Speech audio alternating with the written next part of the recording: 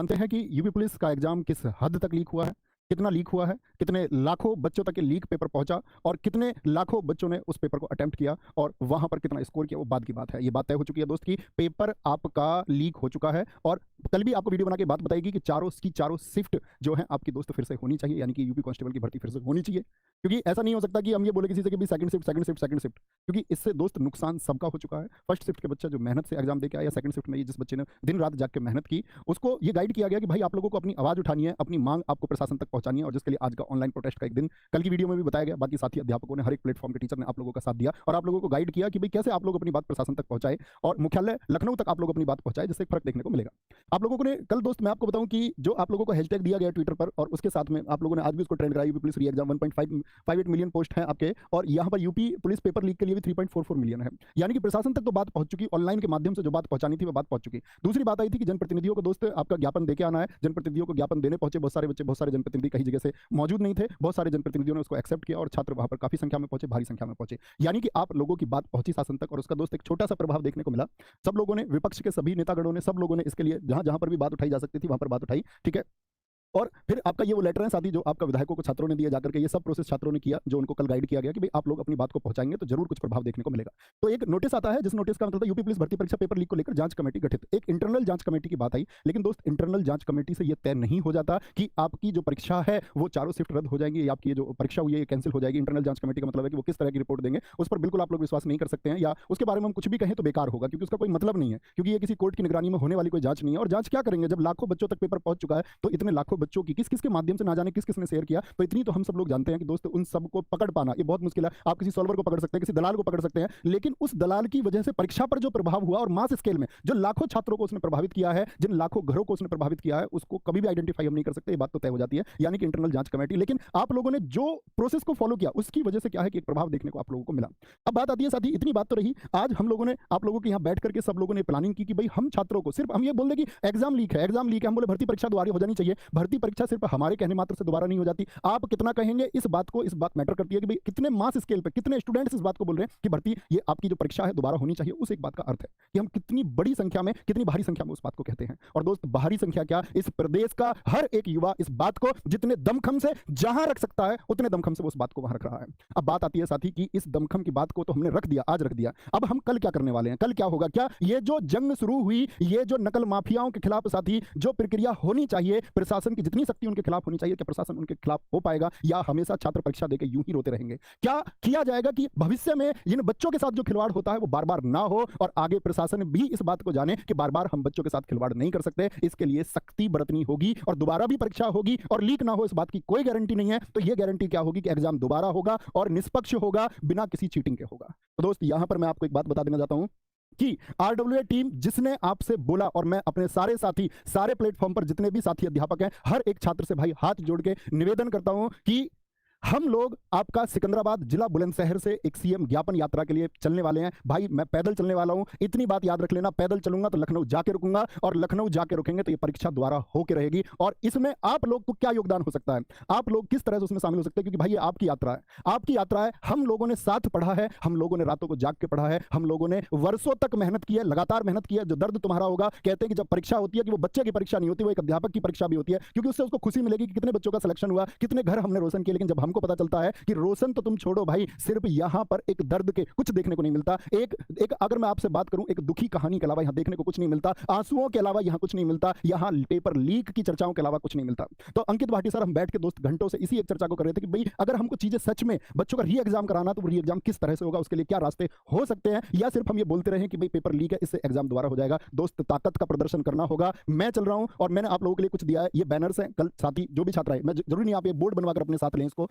आप लोग A4 seat पर सादा पेंसिल से अपनी बात को लिखें और उस बात को लिख करके साथी आप लोगों को एक बड़ी संख्या में शामिल होना होगा। मैं ये नहीं कह रहा हूं भाई आप मेरे साथ लखनऊ तक चलो, मैं आपसे बिल्कुल नहीं कह रहा हूं कि आप जहां तक मैं चलूं वहां तक चलूं, लेकिन जब मैं आपके जिले से होकर गुजरूं तो उस जिले में आपको शामिल हो जाना है साथी। मैं आपको बताऊंगा किन रास्तों से होकर के हम जाएंगे। मैं वहां आपका समर्थन चाहता हूं ताकि उस प्रशासन को दिखे कि ये जो आवाजें उठ रही हैं पेपर लीक करने की, ये आवाजें सिर्फ ऑनलाइन आवाजें नहीं है, ये शरीर है, ये बर्बाद होता हुआ युवा जिसकी परीक्षा में लीक हो जाना उसकी बर्बादी का एक एकमात्र कारण है ये सहशरीर मौजूद है, उसका दर्द, उसका दुख तुमको देखना होगा। और अगर वो दर्द झलकता है, अगर तुम्हारे परिवार है, अगर तुम्हारे बच्चे हैं, तो तुम्हें ये देखना ही होगा और इन बच्चों के लिए तुमको त्वरित डिसीजन लेना होगा। और तुम ये करके दिखाओगे तो हम मानेंगे कि हम किसी रक्षक के तले पल रहे हैं, इस प्रदेश में किसी व्यवस्था के तले हम पल रहे हैं। नहीं तो भाई इन झूठे सपनों को दिखाने का कोई मतलब नहीं है, इस झूठी व्यवस्था का कोई मतलब नहीं है। तो हमारी मांग सिर्फ एक रहेगी कि कल साथी आप लोग जिसके पास भी जिस तरह से वो मौजूद हो पाए, और जिस जिले से होकर के मैं आपको बता देता हूं कि आप लोगों को कल क्या काम करना है। मैं आपको समय बताऊंगा साथी, ये यात्रा कब शुरू होगी मैं बता देना चाहता हूं कि आप लोगों को कल क्या काम करना है।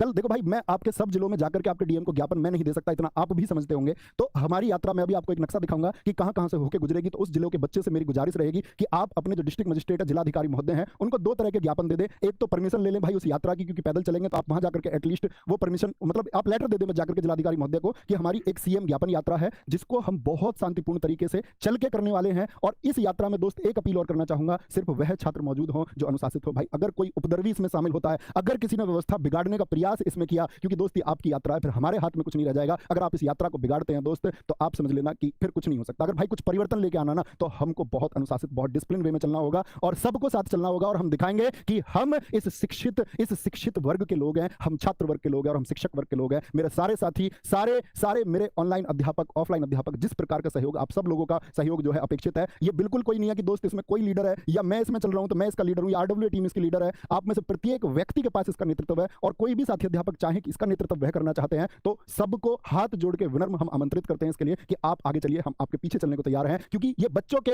हक की आवाज है। और दोस्त कहते हैं ना कि अगर तुम शिक्षित हो तो फिर हक के लिए लड़ना होगा। अगर तुम हक नहीं मांग सकते तो ये कलम तोड़ दो, अगर तुम हक नहीं मांग सकते तो ये कलम तोड़ दो, और छात्रों के लिए नहीं लड़ सकते तो फिर जीना छोड़ दो। तो दोस्त सब साथ आएंगे और हम बहुत जबरदस्त तरीके से अपनी मांग को बहुत अनुशासित तरीके से बिना किसी उपद्रव के हम आगे बढ़ाएंगे। कल का भाई जैसे आपने आज बहुत अच्छे से फॉलो किया कि आपको कल बताया, आप सारे लोगों ने पूरे दिन प्रयास किया और उस प्रयास का ऐसा नहीं है कि कोई अभी रिजल्ट देखने को नहीं मिला। दोस्त जरूर मिलेगा, 100% रिजल्ट मिलेगा, ये बात तुम लिख के ले लो। यहां पर दोस्त कल आप जिलाधिकारी महोदय को एक तो आपका इसके लिए परमिशन का ये ज्ञापन देंगे। एक भाई मुख्यमंत्री जी के नाम पर जो जिलाधिकारी महोदय को ही जाता है, वहां पर लिख के देंगे आप एक ज्ञापन, क्योंकि वो सीधे सीधे क्या करते हैं, मुख्य सचिव को रिपोर्ट करते हैं और डीएम मुख्य सचिव को रिपोर्ट करेंगे। मुख्य सचिव वो व्यक्ति हैं जो सीएम को डायरेक्टली कोई भी मैसेज कन्वे करते हैं। तो ये बात वहां भी पहुंचनी चाहिए। यानी दो तरह के लेटर आप देंगे, एक तो दोस्त आपका परमिशन का लेटर और दूसरा भर्ती से संबंधित। भाई सबके पास सबूत है, सबके पास ये प्रूफ है कि घंटों पहले पेपर आ चुका है। अब दोस्त सिर्फ रोते रहने से काम नहीं बनेगा, प्रशासन को ये देखना होगा कि ये आंसू नकली नहीं है, ये दुखी चेहरे नकली नहीं है, ये वर्षों की मेहनत है। और भाई बात 50 लाख की नहीं है, बात है उन सारे परिवारों की जो इससे एक आशा लगाए हुए थे,